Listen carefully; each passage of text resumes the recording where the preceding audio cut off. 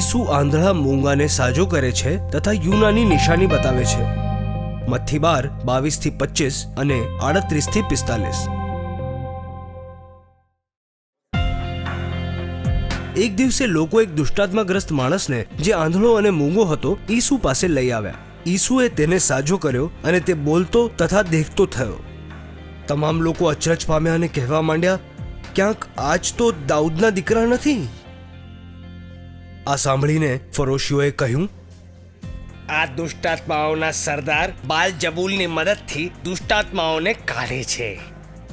ત્યારે ઈસુએ ફરોશીઓના વિચારો જાણીને તેમને કહ્યું, જે રાજ્યમાં તિરાડ પડી ગઈ હોય એ ઉજ્જડ બની જાય છે, અને જે શહેર અથવા ઘરમાં અંદરો અંદર ઝઘડા થાય છે એ ટકી નથી શકતું.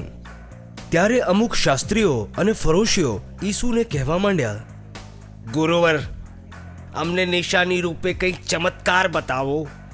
ઈસુએ કહ્યું, આ દુષ્ટ અને અવિશ્વાસી લોકો ચમત્કારની માંગણી કરે છે, પણ પ્રબોધક યુનાના ચિહ્ન સિવાય બીજું કોઈ ચિહ્ન એમને નહીં આપવામાં આવે. જે રીતે યુના 3 રાત અને 3 દિવસ માછલીના પેટમાં રહ્યા, એ જ રીતે માનવ પુત્ર પણ 3 દિવસ અને 3 રાત પૃથ્વીના ગર્ભમાં રહેશે. ન્યાયના દિવસે નિનવેના લોકો આ પેઢીની સાથે જીવી ઉઠશે અને એને દોષી જાહેર કરશે, કારણ કે તેમણે યુનાનો ઉપદેશ સાંભળીને પછતાવો કર્યો. અને જુઓ, અહીંયા એ છે જે યુનાથી પણ મહાન છે.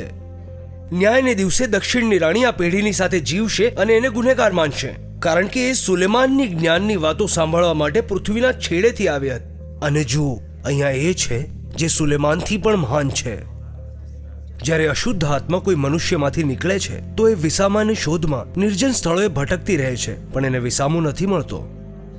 ત્યારે એ કહે છે, હું જ્યાંથી નીકળ્યો છું મારા એ જ ઘરમાં હું પાછો જઈશ. પાછા આવ્યા બાદ તે જુએ છે તો ઘર સ્વચ્છ અને સુઘડ છે. ત્યારે એ જઈને પોતાનાથી પણ ભૂંડા એવા 7 આત્માઓને લઈ આવે છે અને તેઓ એ જ ઘરમાં ઘૂસીને ત્યાં જ વસી જાય છે. આ રીતે તે માણસની દશા પહેલાથી પણ વધારે કફોડી બને છે. આવી જ દશા આ દુષ્ટ પેઢીની પણ થશે.